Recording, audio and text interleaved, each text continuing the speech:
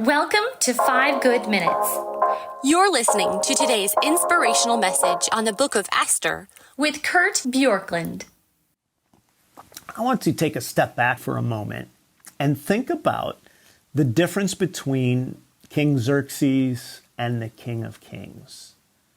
And the reason I want to do this is because sometimes when we read Old Testament narratives, one of the ways that it points to Jesus is that Jesus is the better king. He's the true king, not the flawed king that we see. And Xerxes was one who limited access to himself. You had to come before the king at fear of your own life. There was no sense in which you could just come. But here's what we read in Hebrews chapter 10, verse 19. Therefore, brothers, since we have confidence to enter the holy places by the blood of Jesus, by a new and living way that he opened for us through the curtain that is through his flesh. And since we have a great high priest over the house of God, let us draw near with a true heart in full assurance of faith, with our hearts sprinkled clean from an evil conscience and our bodies washed with pure water. Let us hold fast to the confession of our hope without wavering, for he who promised is faithful.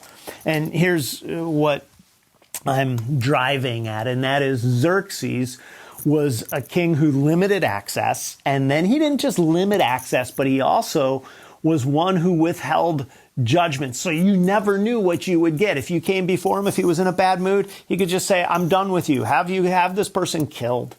And so there was no certainty, no assurance of his predisposition toward you as a subject.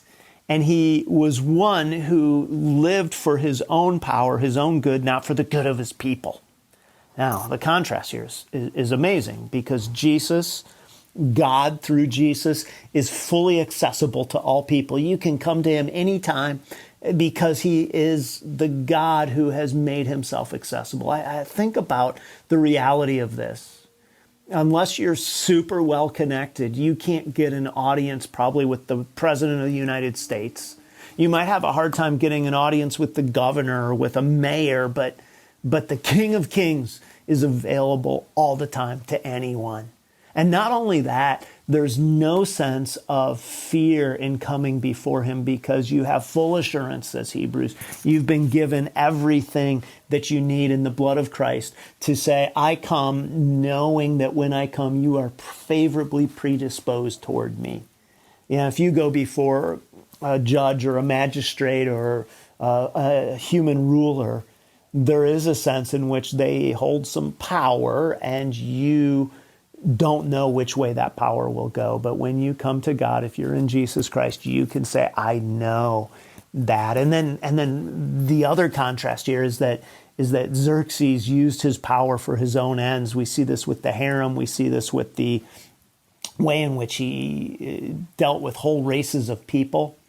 But the teaching of the New Testament about Jesus and the King of Kings is that he used his power for the good of the people, not just for himself. And this is one of those passages that, although it's really a horrific story, can remind us to worship God for who he is, worship Jesus because of what Jesus has made possible for you, made possible for me, that you don't need to cower in fear, that you don't need to fear that you don't have access, that you don't need to wonder if he is for you.